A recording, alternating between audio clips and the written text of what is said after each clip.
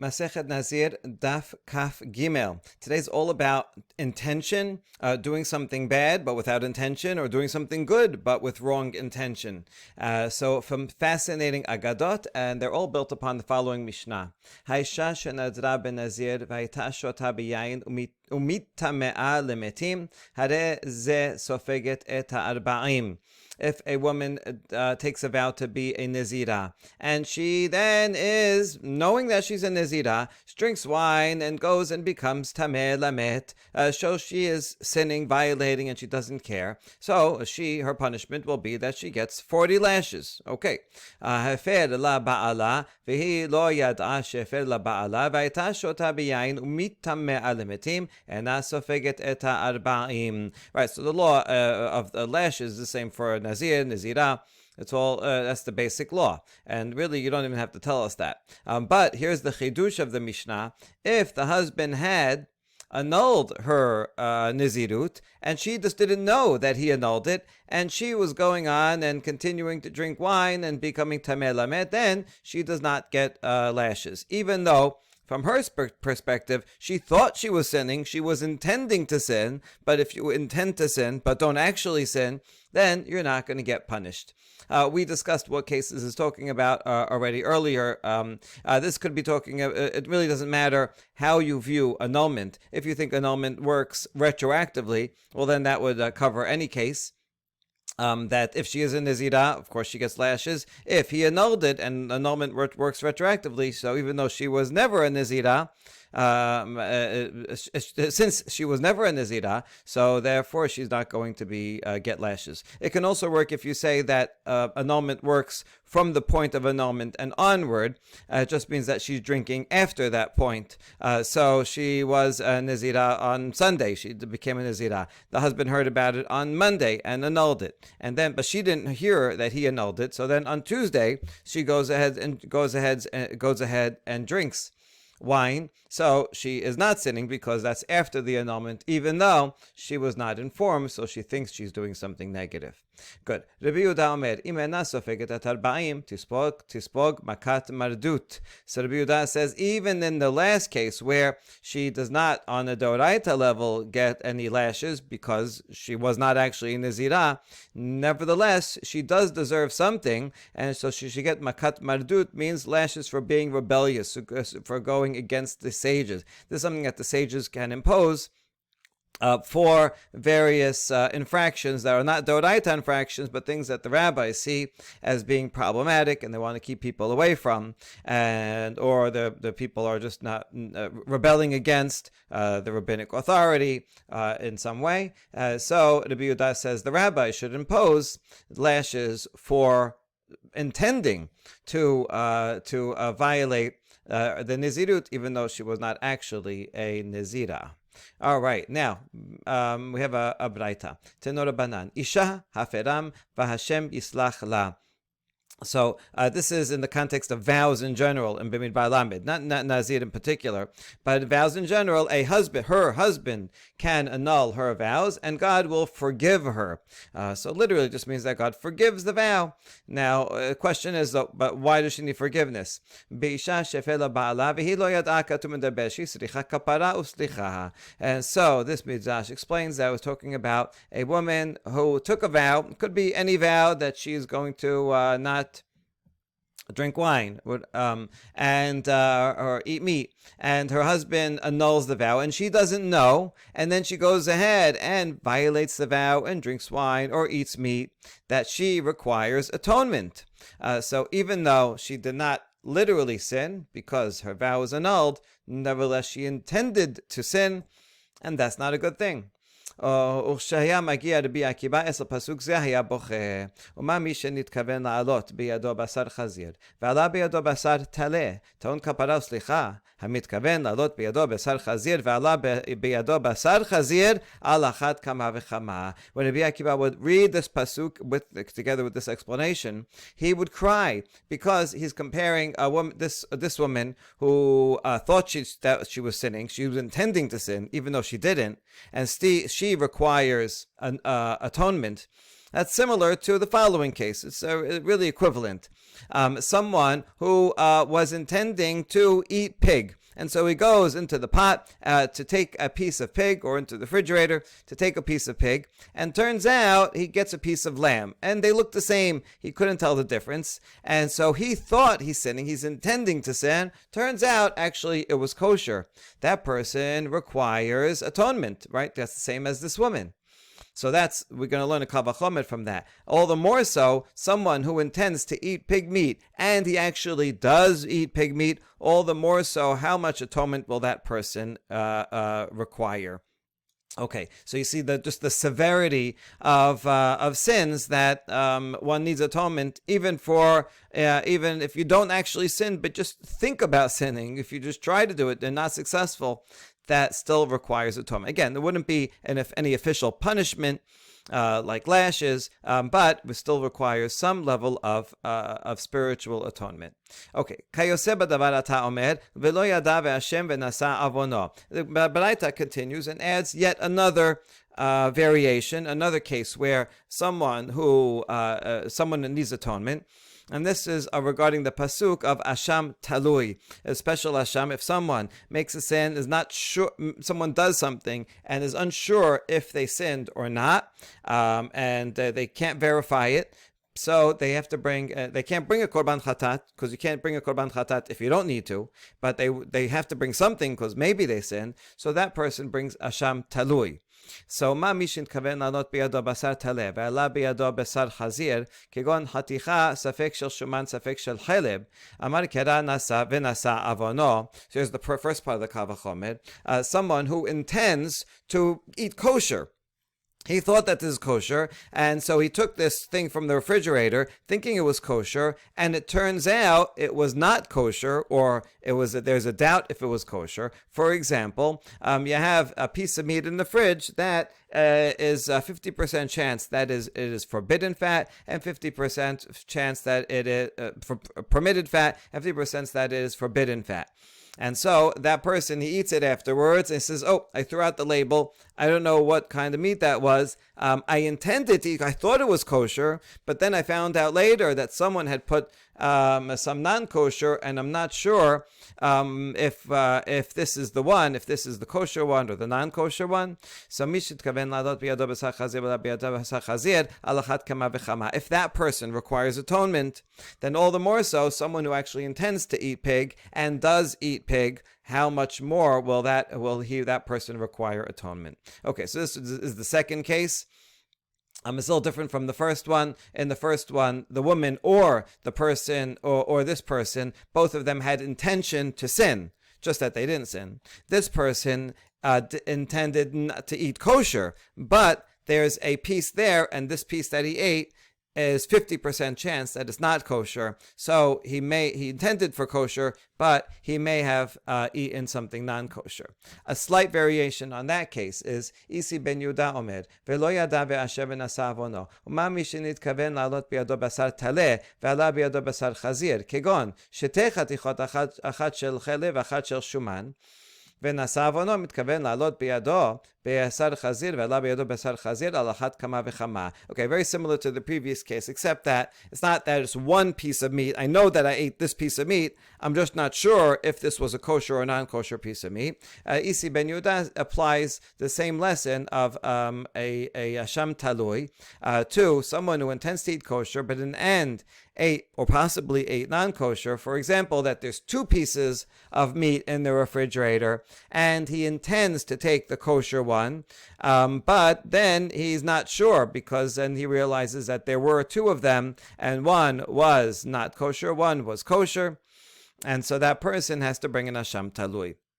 Okay, so those are two slight variations of cases in which one has to bring an Asham Talui. So all the more so, someone who intends to eat non-kosher and eats pork, all the more so that person will require atonement. Okay, al davar zeh yidvu ha-divuyim. On this matter, those who are downcast and should be downcast. In other words, someone who feels guilty about this, it's good that they feel guilty. One does require atonement, even if nothing actually happened, but you intended to do something bad, or even if your intention was good, but you weren't so careful because you took the wrong thing, and perhaps ate non-kosher. So this is something that requires guilt.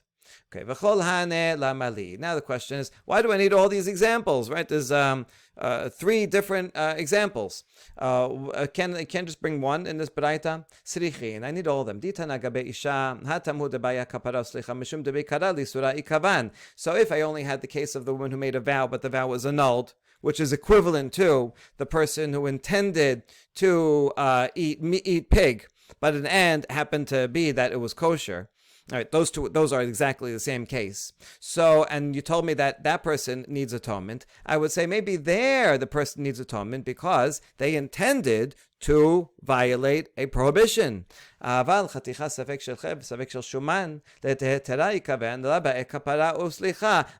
the case of a piece of meat that I'm not sure if its status is permitted or not, where my intention was to eat kosher, but then I realized after that there's a 50% chance that this piece of meat is not kosher, so maybe that wouldn't require atonement. All right, after all, my intention was good. The first case was my intention was bad, but the action was okay. All right, fine. I understand you need atonement there. But if my intention is good, so it's a mistake. Maybe I would think I don't need atonement, and that's why we need both cases. Both of these cases, you need atonement. And if I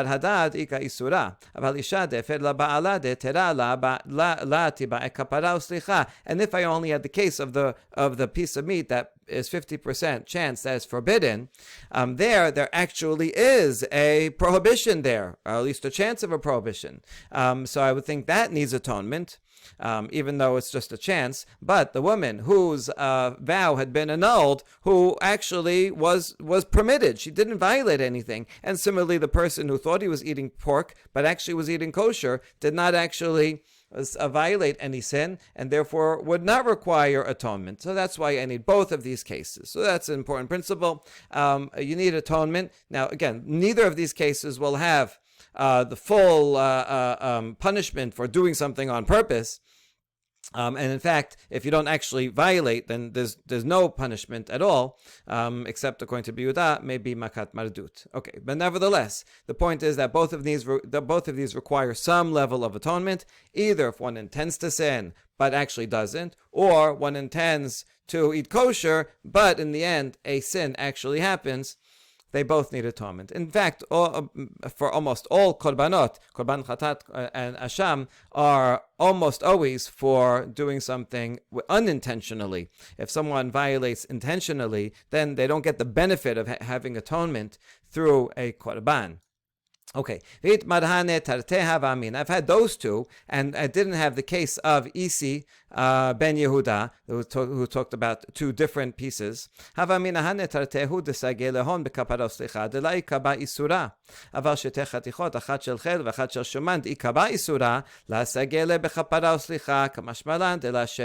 if I had those two cases, I would think in these two cases, it's sufficient to atone. Make teshuvah process. Because after all, it's not established that there was anything prohibited at all. In the first case, there was no vow; it was annulled, or the equivalent case, there was no non-kosher meat there. In the second case, you have this one piece of meat, but it's only 50% chance that it was prohibited. So there might have been no prohibition here at all. And so I would think in those cases, it's sufficient. You can get atonement. But if there's two pieces of meat, one is kosher and one is for sure chelev, not kosher, since there is for sure a prohibition there, I might think that's not sufficient. That you cannot get atonement simply through a sacrifice. Maybe that's like doing something on purpose. And therefore, this Isi ben Yehuda as that case in to teach us that this also counts as a case of shogeg, and one can get atonement. Even though there did exist within the scenario something that was surely prohibited. All right. Amar Rabba bar Chana Amar Rabbi Yochanan. Mai dichtiv ki yesharim darchei Adonai v'sadikim yelchu bam uposheim yikashelu bam. Okay, important pasuk in Hosea. The paths of Hashem are straight. Righteous people walk walk in them, meaning successfully, and they'll get to their destination.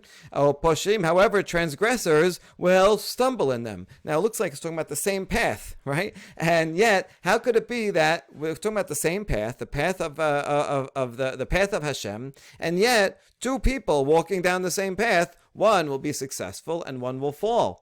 How could that be? Mashal lishne bnei adam shesalu et pisrehem. Echad achalo l'shum misfa v'echad achalo l'shum achila gasa. Ze shachalo l'shum misfa v'sadikim yelchu ba. V'ze shachalo l'shum achila gasa u'poshaim yikashlu bam.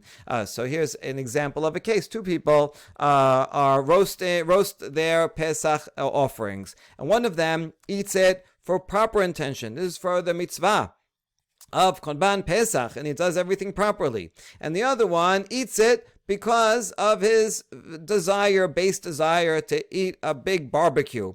And he's not thinking about the Korban. He's just stuffing his face with barbecue sauce and French fries, and he's doing it because of just base desire for meat. So the one who does it for mitzvah, even though it's the same act, someone looking out from outside you might not know what they have in mind. The one that does it for a mitzvah is doing the act and is doing is righteous, and that he will gain much benefit from it. The one that does it because he wants to stuff his face, that person is, although doing the same act, is transgressing. In fact, there is a problem of eating Korban Pesach if you're completely stuffed, and that act of eating when you can't eat anymore it could be a halachic problem as well. Okay. Amar Resh Lakish, Hai Rasha Karit le Nehidela Abid Mitzvah Mina Mubchar Pesach Mihaka Abid. Resh Lakish says, hold on, you're going too far with your example. You're going to call this person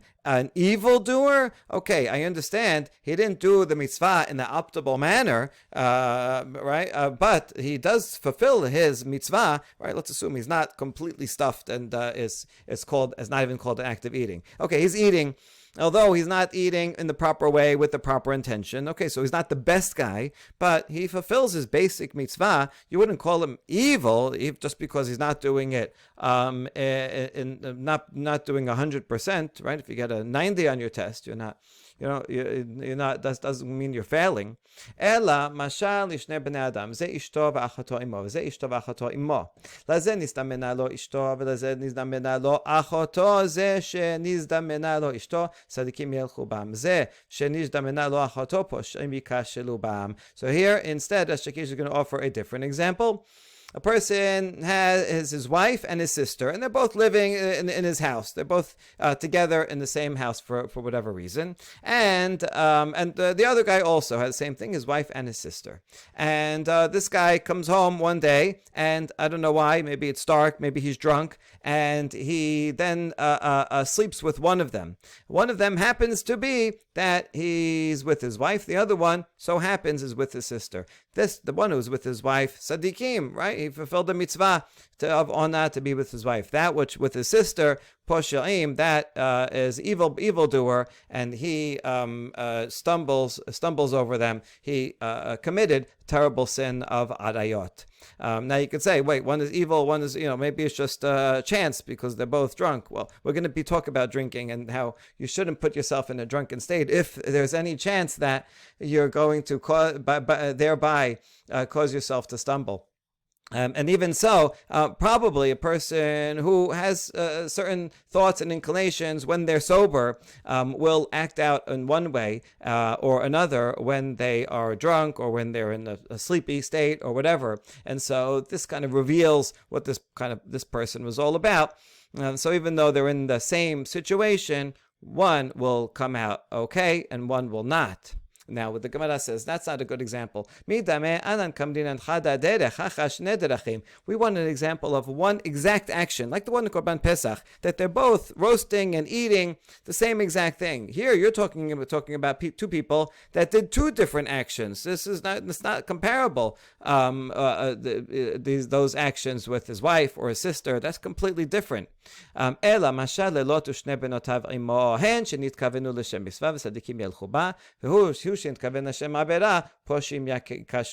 here is actually a good example of this very same act, and even in the very same act, the two actors, one is good and one is bad. So Lot and his two daughters. The daughters, they had proper intention for a mitzvah. They looked around. They thought that the entire world was destroyed. And all they knew was Sodom. But they assumed the same thing happened to the whole world. They thought that they are the last two women on earth, and so although they knew that this is a terrible deed to sleep with their father, but their intention was proper, and so we call them tzadikim yelchubam. Their act is considered righteous, whereas Lot, his intention was for sin, just for desire to commit adayot, and therefore, although they both did the same act, he is called a rasha. Okay, now question. Maybe Lot also had intention for good, right? Maybe he also saw the world was desolate, and that's why he did it. We're going to prove that Lot had negative intentions. We can see from beforehand, when he decided to go to Sodom, right? What does it say there? It doesn't bring the full pasuk all at once. Let's look at the pasuk. I have it here. Vaysalot et einav. He lifts up his eyes, and vayad v'nei kol kikad hayarden ki kulam mashke. He sees the whole plain of Jordan, that it's all nicely watered. Before it was destroyed, right? It was like Gan Hashem. And we're going to learn from here that you see Lot, when he sees something good, something physical, he goes after it, and he doesn't think about the consequences. He doesn't think about the moral, the morally correct thing to do. He doesn't think about staying with Avraham, right? Who's the leader of the generation, person who teaches Sadakah Mishpat. Maybe I should stick with him and not go to this place that's yes, luxurious, but a place of depravity. So a person goes and decides, I'm gonna live in Las Vegas. It looks good. Okay, did you take into consideration the evil that's done there? So you see the kind of character of Lot, that he sees something desirous and he goes and takes it. So that from that we can tell that also regarding his daughters, it was the same thing. He had bad intention. All right, now we're going to take each phrase of this pasuk and compare it to another place that also shows negative intention. And here, Vatisa eshet adonav et eneha. This is regarding eshet Potifar. When she sees Yosef, she lifts her eyes and sees Yosef and says, Shichva imi, lie with me. So you see, lifting the eyes and seeing something beautiful, that's something Eshet Potifar does and something that Lot does. And so this is always negative. Et ainav ki yashira be'ainai. Also, Shimshon, he sees this Philistine girl and tells his parents, I want her. Why? Because she is pleasing in my eyes. In other words, he has the same character. He sees something nice, I want it. Yeah, but what about the fact that she's from a Pilishti? Is this a proper decision? He doesn't care. And so both the similar phrase in all three show a similar negative character trait. Then, next, Vayad, to see something. Vayad ota Shechem ben Hamor. Shechem sees Dinah and says, oh, I want her. So you see that kind of negative character trait regarding Shechem. It's the same as what Lot, because it says Vayisa Lot and Vayar, emphasizing just looking at the external beauty. Et kol kikar hayarden, he sees literally, kikar hayarden just means the Jordan Valley, but kikar literally means a loaf of bread. It also means that. So where else do we see that? Ki be'ad isha zona ad kikad lachem. There's a pasuk in Mishle that says, because of a woman, a zona, a person will reduce himself down to complete poverty until the point that he doesn't even have a piece of bread. So in other words, person makes really bad decisions, even bad financial decisions, if he spends on promiscuity and sin. And so that's the kol kikad hayarden, is a hint to this, that Lot makes a decision for immediate gratification, even though it will cause his ruin at the end.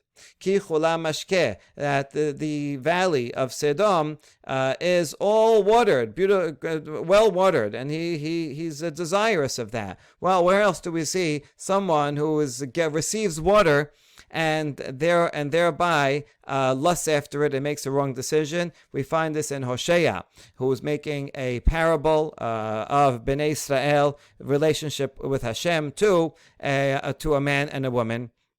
And here, this woman who has a husband, the husband takes care of her, but she says, no, I want to go and commit adultery with all my other lovers because they give me lots of gifts. So this is the lover saying, the woman saying, Ilchach arem ehavai, notene lachmi umemai, samri ufishti, shamni veshikuvai. So she goes and acts shamelessly. She says, I'll go with my lovers. They give me bread and water and wool and linen, oil and drink. Shoshiku. This means drink. All right, maybe it means the wine here or whatever. So the point is that she lusts after these physical gifts that these idolatrous lovers are giving her, and thereby abandons her husband. So too, Bnei Israel, they abandon Hashem, who gives them everything. Hashem gives them man, the land, everything, and they go to some temporary and fake desire, and they go and do idolatry. And so too here, ki chula mashke, Lot, that's how you make a decision about where to live. You don't think about the moral people around you. Instead, you just go after your eyes. So you see that Lot was the kind of guy who was into immediate gratification, and he was doing that with his daughters for base reasons, for negative sinning reasons. Okay. Now we're going to try to defend Lot, because after all, he was forced. They gave him to drink, and then while he was drunk, they acted upon him. So why are you blaming Lot? And the answer is, Tana mishum Rabbi Yosef bar Rav Honi, lama nakud al vav ubkumaha shel bechira, lama shebe shichbaha lo yada, aval bekumaha yada. So the reason is because, you're right. Maybe regarding the first, remember there was the older sister and the younger sister. And the first night, the older sister gave the father to drink, and Lot drank, and then they were together. And it says Lot did not know bishochba in their lying down or in their waking up. Okay, so there's a vav. If you look in the pasuk, there is if you look in the Torah, there is a dot on top of the vav. This is a copy of the Leningrad Codex. And you see in the Masoretic notes, right, it says on the vav, it says, look on the side, and vav nakud bat Torah, right, it has a dot on top of that vav. Now, a dot on top of a vav is a scribal convention known by Jews and also used by Greeks to say that this letter or word is suspect. It should be erased or some kind of interpretation, right, something problematic with it. And the point is that if you would erase this word, not that you should literally erase it, but rather that when we read it, we should understand that although Vatishka bet aviha velo yada, he did not know what was going on when he slept with her. But take out ubkuma, and meaning he did know what happened when he woke up, right? So after he woke up, he's like, wait, what just happened? And he did realize. Now, okay, so for that first incident, you could say it was forced upon him. He didn't know. But here's the problem. Then the next night, he allows the same thing to happen, right? Because the next night, the older one told the younger sister, this is what I did. You should do the same thing. And so that we can have children. So you see from here that the daughters are doing it for proper intention. But here's the thing. So they gave him to drink wine also on the next night. And vatakom haseira vatishkab imo velo yada b'shichba ubkuma. Notice this ubkuma does not have a vav, and maybe that's why they're noticing a difference between the first one and the second one. Okay, so but here they gave him to drink, and he didn't know. Again, he didn't know what happened when he slept and when he woke up. Okay, but now the second one is now already suspicious. By the way, here's what it looks like in the Torah itself. Ubkuma has a dot on top. It's not a cholam. It's a dot to say that there's something fishy going on with that word. In fact, he did know what happened afterwards. Okay, so what could he have done since they gave him to drink? So once he's drunk, he didn't know what was going on, not the first night, not the second night. And the answer is simple: might have ava. So what could he have done? What happened already. What happened on the first night? Even if he knew about it after he woke up, after the first night, it was done already, so you can't undo the sin. So nafkamina de lepanya acharina lai.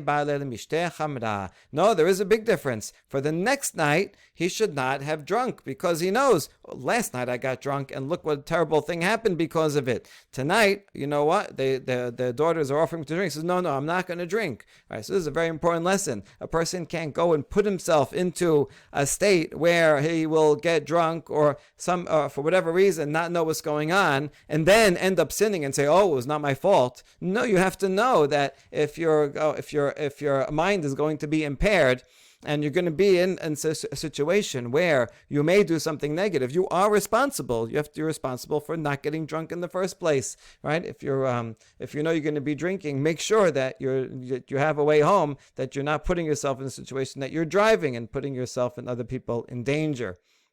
Okay, so drinking in general is bad, but drinking especially if there's a possibility that one will sin during that time, that person certainly is especially responsible. And so we see about Lot, you can't, first of all, we see what kind of character traits he has. He has short-term desire. What he sees, he takes, doesn't care about the morality and the consequences. So he wasn't having proper intention, whereas the daughters were. It says that what their intention was.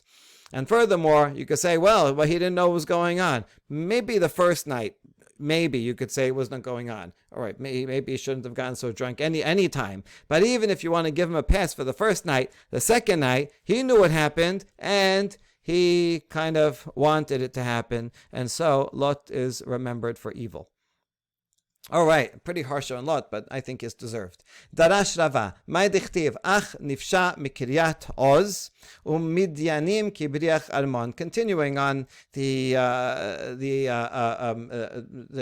idea about Ammon and Moab. That's the sons that were born from the daughters of Lot. To their father. So Rava says more about Lot and his relationship with Abraham too. What is this pasuk that says in Mishle? A brother who's offended is harder to conquer than a strong city, right? It's easier to conquer a fortified city than to make peace with a brother, your own brother, who you offended. Midyanim kibriach Amman, and contention between two people, even brothers, is keeps people away from each other more than bars of a castle, right? Easier to storm a castle than to make up with someone who you did something wrong to. Okay, that's the pasuk. What is it referring to? Ach nifsha mikiryat Oz. Well, the pasuk is referring to all cases. You know, these things happen all the time. But the Midrash says this is talking about a very specific set of brothers. Ze Lot shepiresh me Avraham. Now, Avraham and Lot are not brothers, but it was his nephew. Okay, but still, it's just an extension of Abraham's brother. So we're calling them brothers, and so these are brothers that they are nifsha mikiryat Oz. They offend each other. In the Pesukim, it says now that they had so much cattle, the shepherds are fighting with each other. It doesn't say who started up, but this Midrash is assuming that Lot is the one that said that decided, I'm going to leave because I can't get along with you anymore. So maybe Lot is the one that decided to pick a fight, and once you do that, you can't get over it. Umidyanim kibriach Amon shetil midyanim kibrichin ve'Amon lo yavo Amoni uMoavi bikal Hashem. And as a consequence of that, contention ends up being like bars of a castle. This is Lot, because he brought contention and he made a fight with Avraham, and he separated, and now after they separated, that's it, they can't get back together, and they're separated as if the bars are between them. What do you mean bars? Well, they're not allowed to marry each other, and that's the pasuk. Ammoni and Moavi are not allowed to marry into Kahal Hashem, into the Jewish people. and even if they convert, they're not allowed to marry in. And so you see, because of that initial fight, contention, so the consequences ripple down for generations. What is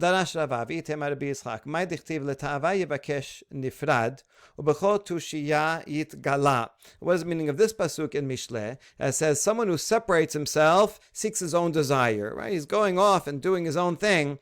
He's doing selfish things, and this kind of person, yitgala, he will hate any tushia, any wisdom that can help him out. Right? You can't tell him anything. He wants to go after desire.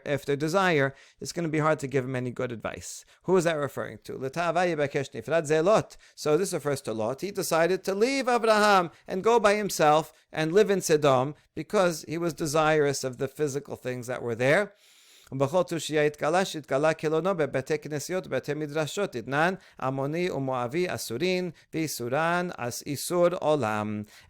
the end, all his wisdom, he denied any wisdom, which means that now we're making a play on words, not yitkala, but gala, to reveal, ignoring the ayin. Maybe they didn't pronounce their gutturals.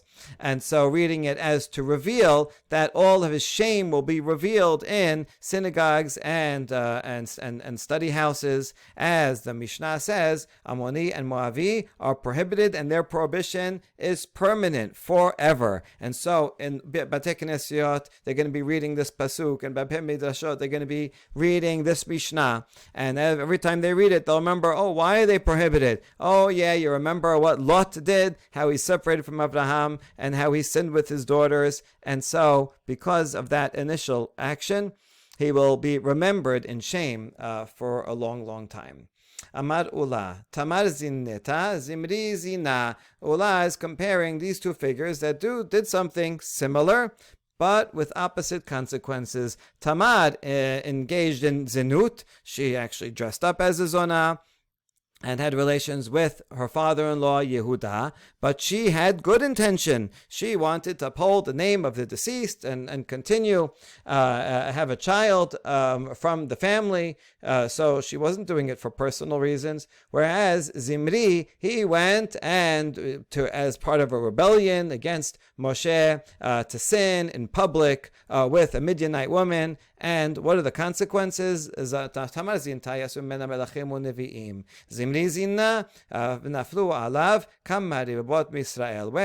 Tamar, she did that act of zinut. It's true. It was a act itself was negative, but it was for good intention. And because of that, the house of King David eventually emerged from her, from Yehuda, and the line all the way down to King David. Whereas Zimri, he made a sin, but with negative intention, and because of that, a great punishment, a plague came and killed 24,000, right, tens of thousands in Israel. Okay, so this is important, a very important statement, very famous. Greater is a sin that's done for the sake of heaven than doing a mitzvah not for the sake of heaven, right? Better to do something that the act itself is a prohibited act, but you're doing it for a positive purpose.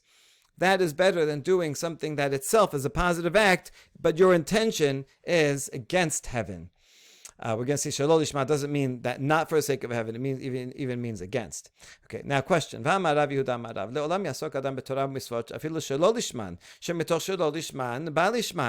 second. This statement of Rav Nachman seems to contradict what Rav said, that a person should always engage in Torah and Misfort, even if you're not doing it for proper intention. You're not doing it because it's a good thing to do in itself, all right? Because you want to serve Hashem, but you're doing it for personal reason, for honor, for pay, for to impress someone.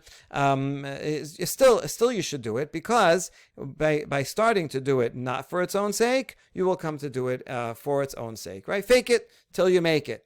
is a good principle. So this seems to be against this because Rav Nachman says no, it's a negative thing to do a mitzvah not for proper intention. Ela ema ke mitzvah shelo lishma dichtiv tevorach minashim ya'el eshet chayber hakenim minashim ba'ohel tevorach. Okay, rather we're going to rephrase Rav Nachman. It's not that a sin for a good intention is better than a misfa, that is that misfa for bad, a misfa for bad intention, because that sounds like doing a misfa shelo lishma is a negative and don't do. No, we're saying it's equal, right? Both of these are positive things.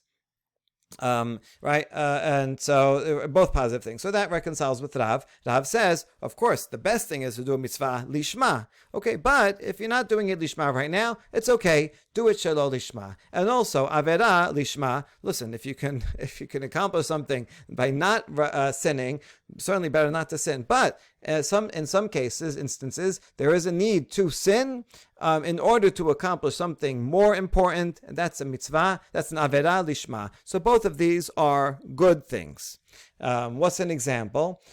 Yael, who sinned with Sisera, right, at the end of the war, when Sisera in Shoftim Pereke, with the war with Devorah and Barak, Sisera is running away from the battle scene. He's going to get away, and Yael entices him to come into her tent and sleep with him, and then using a tent peg, she's able to kill him. Now, although she sinned, but this was for a good reason. So, man nashim shaba ohel. Now she is praised in Shirat Devorah, right? Let her be praised from all women. Yael, from all women in a tent, she is praised. So, what does it mean in a tent? Sarah Rivka v'Rachel v'Leah. The women in the tent are the Sarah Rivka, Rachel v'Leah. Okay, those are the paragons of righteousness, right? The matriarchs. And yet Yael is even more blessed than the Nashim Ba'ohel. Okay, why? Amar Rabbi Yochanan Sheva Be'ilot Ba'alot Rasha Be'ota Sha'a Shene'emar Ben Ragleha Kara Nafal Shachab Ben Ragleha Kara Nafal Basher Kara Sham Nafal Shadud. Rabbi Yochanan teaches that she had relations with Sisera 7 times. Doesn't say that in the pasuk, but the pasuk does say between her legs. That is a euphemism, more than a euphemism, that they had relations. And the number of times it says that he fell or sung kara nafal shachav. Shachav is more explicit, but other ones also kara nafal. Kara, nafal, shadud. So if you take all those, kara, nafal, that's 7.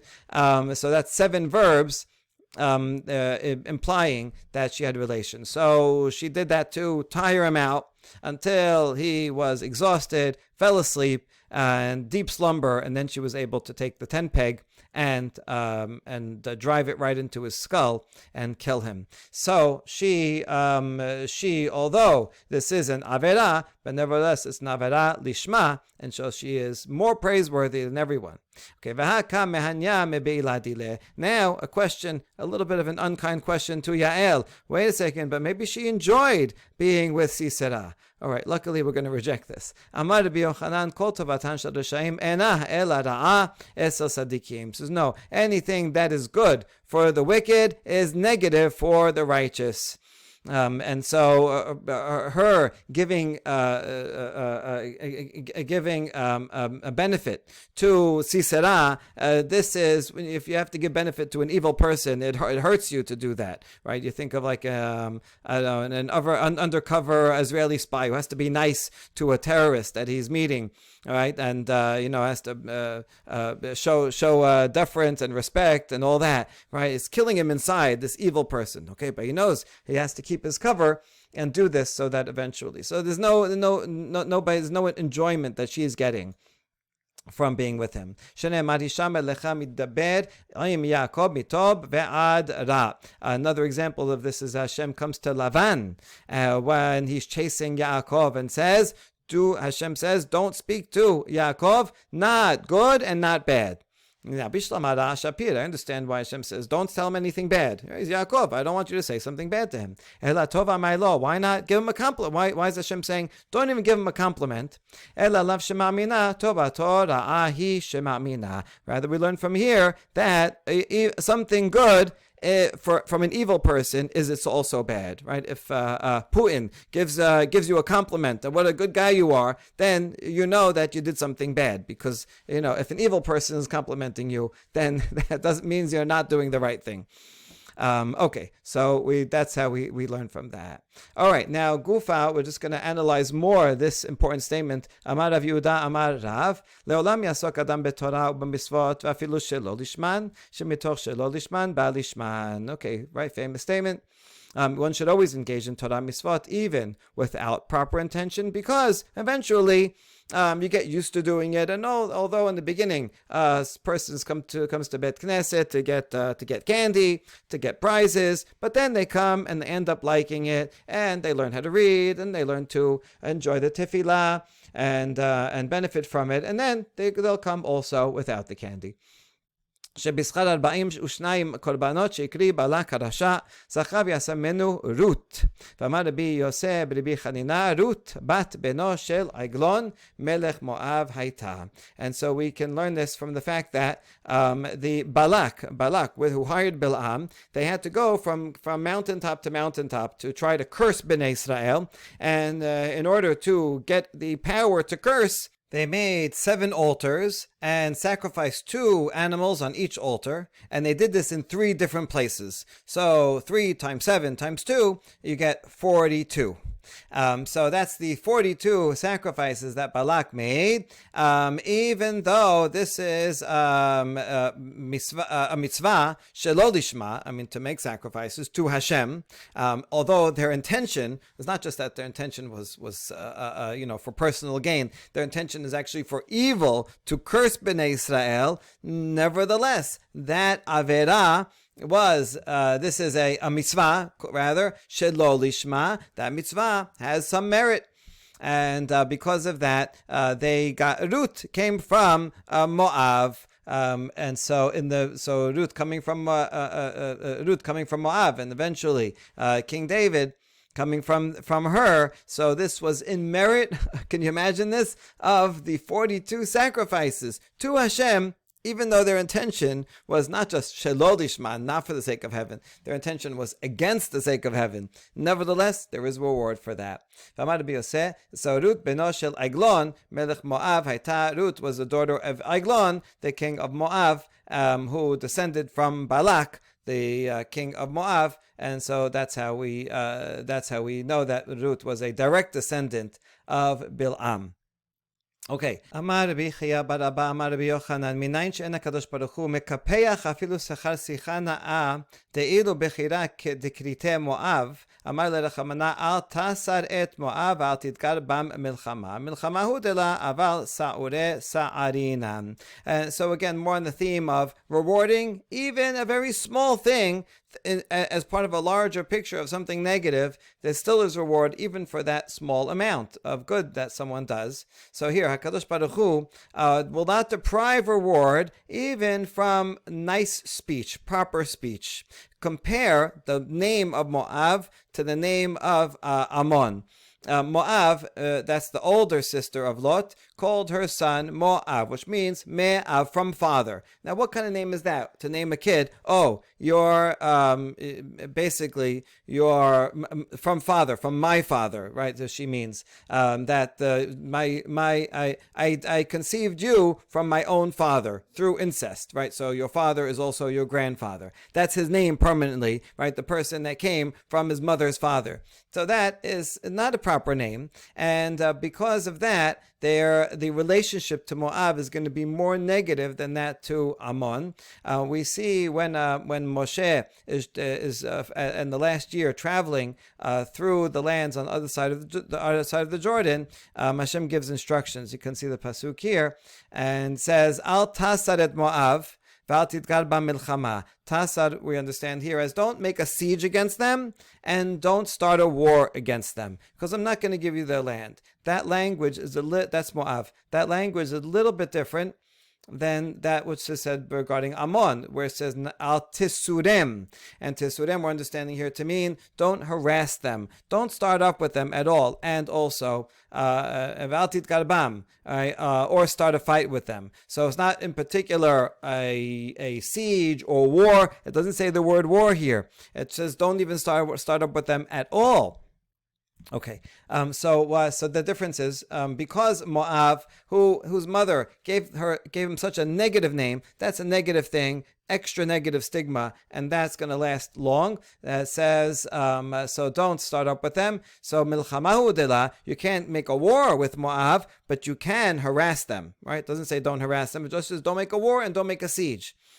However, ben Ami, the younger one, gave a nicer name, the son of my nation. Right? That's more ambiguous. Right? It is implying intra-marriage, but it's not necessarily, doesn't say exactly how close the intra-marriage is, and so it just means someone of my nation. I think linguists show that the word Ami in ancient Semitic languages can be a parallel to my family specifically, not just nation. But certainly here it has the meaning of nation also. So because the second daughter used nicer language, in that merit, the law is we cannot harass them, bother them at all. Not just for war, any harassment at all, we have to treat Amon kindly. Okay. Amar Rabbi Chiya bar Avin, Amar Rabbi Yoshua ben Korcha, לעולם יקדים אדם לדבר מצווה, שבזכר לילה אחת שקדמתה בחירה לשעירה, זכתה וקדמה 4 דורות בישראל למלכות. So Rabbi Chiya bar Avin says, a person should always hurry up to do a mitzvah. And we're going to learn this from this kind of, actually it's an avera lishma that the daughters did, but where avera lishma, where here it's being called a mitzvah. So that the older one, because she acted first, and she had a child with her father one night before the younger one did, and that merit, she got to have 4 generations of kings in Israel. David and Shlomo were kings over the whole of Israel, and Oved and Yishai, David's father and grandfather, were part of this royal family, and they had leadership roles, and they all came from Ruth the Moabiyah. So the Moabite, although we just said something negative about Moab, that because she had a negative name, we can harass them, but there's also something positive about the older one, that she went and did this good deed first. So she gets 4 generations of leaders in Israel before Amon does. Now, where do we see Amon? Shlomo's son, Rehavam, Rehavam's mother was from Ammon. And so interestingly, right, Shlomo himself, his father's family is from Moab, his mother is from Ammon. And so Ammon also becomes part of the lineage of the kings of Judea, amazingly. And however, they have to wait 4 generations. So you see, one night, way back then, the delay of one night causes a delay of 4 generations. So we learned from there that whenever we have an opportunity to do a misfa, we shouldn't say, "Oh, I'll do it tomorrow." Right? That 1 day delay, right, may have an exponential effect later on, and so therefore perform a mitzvah immediately. Baruch Adonai Le'olam. Amen ve'amen.